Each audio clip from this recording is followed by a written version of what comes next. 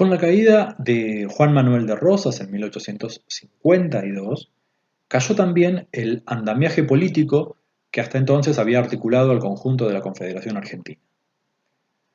Entonces, justo José de Urquiza, que era el gobernador y el hombre fuerte de Entre Ríos, comandó un ejército con más de 28.000 hombres que venció a las tropas rosistas en Caseros. La mitad de las tropas estaban constituidas por hombres entrerrianos y la otra mitad compuesta por fuerzas correntinas y aliados de Brasil y de la Banda Oriental. El 31 de mayo de 1852 se firmó un pacto entre 13 provincias de las 14 existentes. El pacto ponía en vigencia el Pacto Federal de 1831 como ley fundamental de la República Argentina. Fue un pacto entre entidades soberanas. Esto es muy importante. A diferencia de los anteriores periodos, recién ahora, en 1853, como hemos visto en el video anterior, tenemos entidades soberanas que se vinculan a través del sistema de confederación, que envían representantes a negociar los distintos pactos, los distintos tratados. Bueno, acá entre todas esas 13 unidades soberanas firman un pacto por el cual ponen en vigencia el Pacto Federal de 1830. Esto es un acto de una enorme voluntad política que encontró eco favorable en la mayor parte del territorio. De esta forma, Buenos Aires, al no firmar, al no suscribir, quedó separada del resto de la Confederación Argentina, comenzando así un periodo de reafirmación de la autonomía porteña. Vamos a ver que menos de 10 meses después de la batalla de Caseros, el Congreso Constituyente reunido en Santa Fe se encontraría trabajando en el texto de la Constitución. Las discusiones más importantes giraron en torno de la libertad de cultos, que era resistida por quienes favorecían la religión católica, y también por el tema de la capital de la nación en Buenos Aires. Ahora bien, la Constitución Nacional implicó sentar las bases de forma armónica y equilibrada del juego político provincial, este que venimos viendo a lo largo de todas estas clases, de todos estos videos. ¿Se acuerdan que empezamos hablando que la revolución fue una cuestión de ciudades, cómo se fue articulando el espacio de la ciudad, cómo se fueron dividiendo las antiguas intendencias del virreinato hasta constituirse las provincias?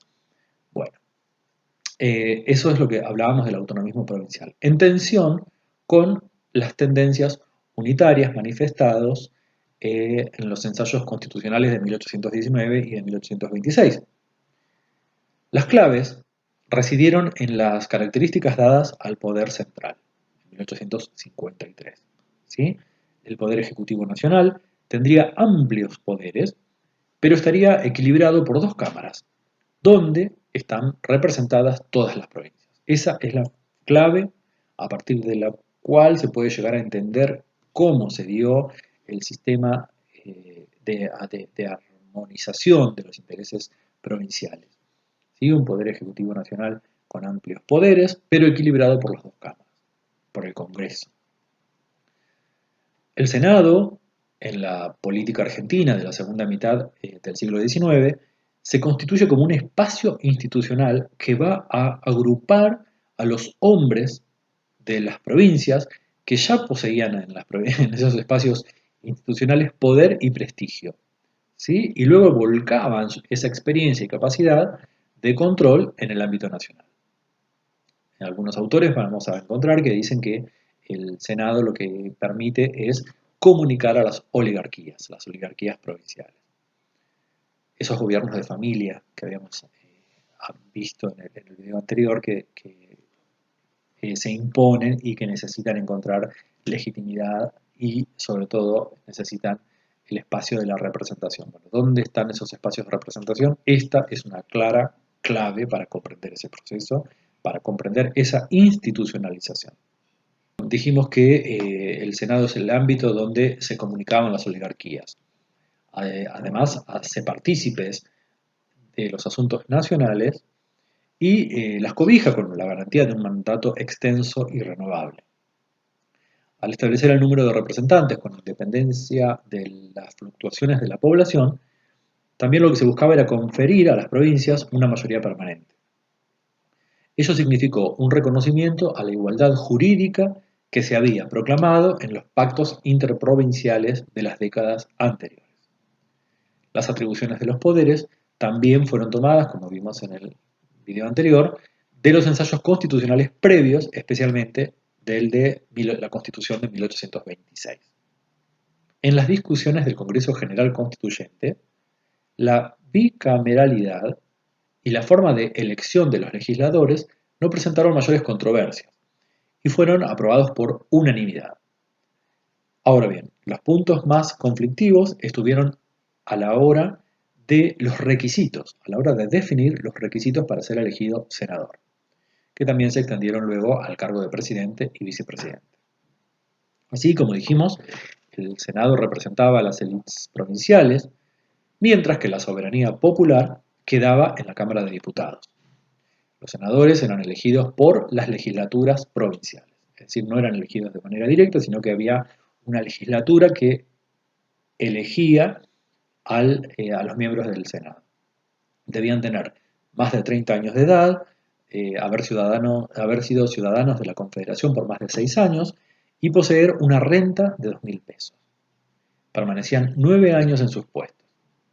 En cambio, los diputados eran elegidos por elección directa, debían tener más de 25 años de edad, 4 de ciudadanía y duraban 4 años en sus cargos. La Constitución estableció en primer lugar una república federal, que creaba un poder nacional y que a la vez fijaba que todas las provincias conservarían el poder no delegado al gobierno federal. ¿Sí? Todas las provincias van a conservar el poder no delegado al gobierno federal. De esa manera cortó con el capítulo de historia confederada que venimos viendo desde 1820, así como de las aspiraciones unitarias que habían inspirado los frustrados intentos constitucionales de 1819 y de 1826.